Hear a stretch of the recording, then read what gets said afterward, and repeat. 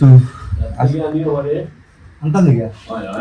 বাবা বলতেছেন রাতে গিয়ে আনতে, তো সমস্যা নেই, আমি নিয়ে আসবো ওকে। বাইকটা এদিকে রাখা, বাইকের ভেতরে ঢুকিনি, বাইকটা বাইরে ছিল, কাজে ছিলাম। তোকে দেওয়া নো প্রবলেম, নো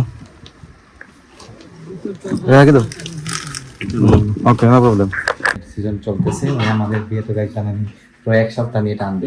তো বাবা আজকে রান্না করেছেন কি দেখুন, কি রান্না করছে বাবু? Hello everyone, welcome to my new blog. কেমন আছেন সবাই? আই হোপ সবাই ভালো আছেন, আমি ভালো আছি। তো আজকে ব্লগটা অনেক ইন্টারেস্টিং হতে যাচ্ছে, আপনারা অবশ্যই ভিডিওটি স্কিপ না করে ভিডিওর শেষ অবধি সাথে থাকবেন। গাইস এখন আসলাম দোকান ক্লোজ করে, বাসায় আসলাম, এসে ফ্রেশ হলাম। তো এসে দেখি বাবা রান্না করেছেন। আর আজকে কিন্তু গাইস মা বাসায় নেই, মা কয়েকদিন থেকে বাসায় নেই, কারণ আপনারা জানেন বিয়েতে গেছেন মা, পিসির বাড়িতে আছেন। বিপুল ভাইয়ের বিয়ের সিজন চলতেছে, মানে আমাদের বিয়ে তো গাইস জানেন প্রায় এক সপ্তাহ নিয়ে টানবে। তো বাবা আজকে রান্না করেছেন কি দেখুন, কি রান্না করছে বাবু?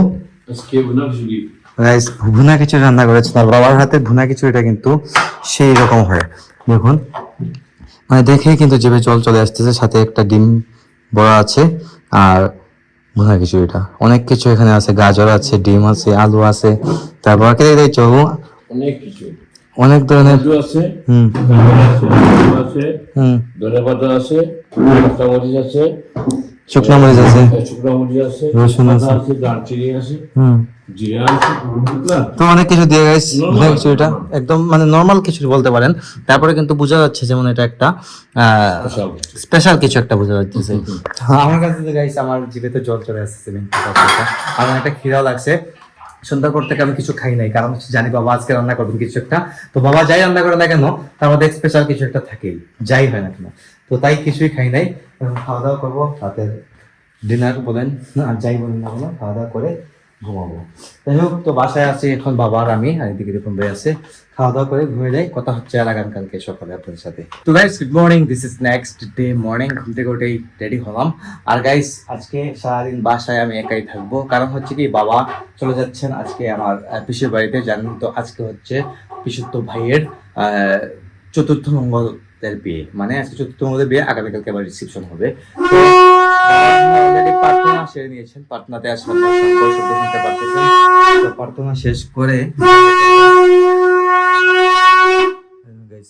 মাত্র প্রার্থনা শেষ করে বাবা শঙ্খ বাজান প্রতিদিন। আর শঙ্খ বাজানোটা কিন্তু হার্টের জন্য বেস্ট, হার্টের জন্য থেকে বেশি উপকারী, হার্ট ভালো থাকে সুস্থ। যেহেতু আজকে যাবেন রিপন ভাইয়ের চতুর্থ মঙ্গলের বিয়ে, আজকে আমি যেতে পারবো না, কারণ বাসা তো খালি রাখা যাবে না। আমরা কিন্তু বাসা একদমই খালি রাখি না, বাসায় আমরা কেউ না কেউ থাকি, মানে এক দুইজন হলেও থাকি। রিপন ভাই তো আছে সবসময়, আর আমি না হয় বাবা, আমরা থাকি সবসময় বাসায়।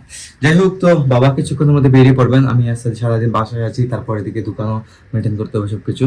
তো বাবা বেরিয়ে পড়বেন, আস্তে আস্তে হয়তো রাত হবে আজকে। আগামীকালকে হচ্ছে রিসেপশন, আমি ট্রাই করবো আগামীকালকে যাওয়ার, যদি পারি তত যাবো, আর গেলে তো আপনাদের সাথে শেয়ার করবো অবশ্যই। তুমি রেডি হয়ে যাবে বাবা? ওইটা বলে যাবো।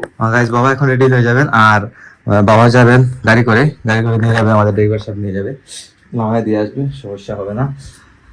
তো আনতাম নাকি গাইস, বাবা বলতেছেন রাতে গিয়ে আনতে, তো সমস্যা নেই, আমি নিয়ে আসবো ওকে, দোকান লাগাই গিয়ে নিয়ে আসবো। আচ্ছা বাবা বলতেছেন সবকিছু গুছাই টুছাই দিয়ে আসবেন, মানে গুছাই টুছাই বলতে কি আগামীকালকে তো বৌভাতের অনুষ্ঠান, মানে রিসেপশন। তো ওখানে আগামীকালকে খাওয়া দাওয়া হবে, অনেক মানুষের খাওয়া দাওয়ার অ্যারেঞ্জমেন্ট হচ্ছে। তো বাবা সবকিছু গুছিয়ে টুছিয়ে এগুলো সিস্টেম টিস্টেম করে ঠিকঠাক মতো করে দিয়ে পৃথিবীর খাবার পৃথিবী আর কি গাইজ। তো মেইন কথা হচ্ছে বাবার আপন ভাগনা, হ্যাঁ দ্যাটস ওয়াই বাবাকে সবকিছু মেনটেন করতে হচ্ছে, দেখতে হচ্ছে। এটা তো সবাই গাইজ দেখতেই হবে, এটা দেখতেই হয়, এটা বোঝা লাভ নেই। যাই হোক, তো এখন বাবা রেডি হচ্ছে না, আর বাবাকে আমি বিদায় দিয়ে যাবো দোকানের দিকে, দোকানে কাজ আছে সেগুলো সারবো। আর দোকানে তো গাইজ ম্যানেজার সব আছেই, আমাদের সমস্যা হবে না। তো দেখি বাবা রেডি হন, তারপর বিদায় দেবো আমি বাবাকে। সেদিকে বাবা বেরিয়ে পড়েছেন, কিছু জিনিসপত্র নিয়ে যাচ্ছেন, সেগুলো আমাকে নিয়ে যেতে হয়, যেহেতু ভাগ্নের বিয়ে, দেড় ওয়াই নিয়ে যেতে হয়। তো এখন গাড়িতে উঠে যাবেন, গাড়িতে এখন তো আসে নাই, গাড়ি হয়তো আসতেছে, বলতেছে 2 মিনিট সময় লাগবে, 2 মিনিটের মধ্যে আসতেছে। গাইস গাড়িটা অনেক সময় গ্যারেজে থাকে, অনেক সময় বাসা থাকে, কয়েকটা জায়গায় আছে গাইজ আমাদের গাড়ি রাখার, তো কয়েকটা জায়গায় মিলাই থাকে সবসময়। যাই হোক, তো অপেক্ষা করি 2 মিনিট, চলে আসবে কিছুক্ষণের মধ্যেই। দেখুন গাইস, গাড়ি চলে এসেছে। অপেক্ষা করতে করতে 5 মিনিট অপেক্ষা করতে হয়েছে গাড়ির জন্য। গাড়ি যাও, সমস্যা নাই, ওটো, নো প্রবলেম, নো রাখি দাও। ওকে, নো প্রবলেম। ওকে গাইস, বাবাকে উঠে দিয়ে আসলাম আর আমি যাবো এখন দোকানে। এই দেখুন আমার বাইকটা এদিকে রাখা, বাজার ভেতরে ঢুকিয়ে নেই, বাইকটা বাইরে ছিল, কাজে ছিলাম। তোকে দেওয়া গাইস, চলে যাবো দোকানে, দোকানের কাজটা সেরে আবার আসবো।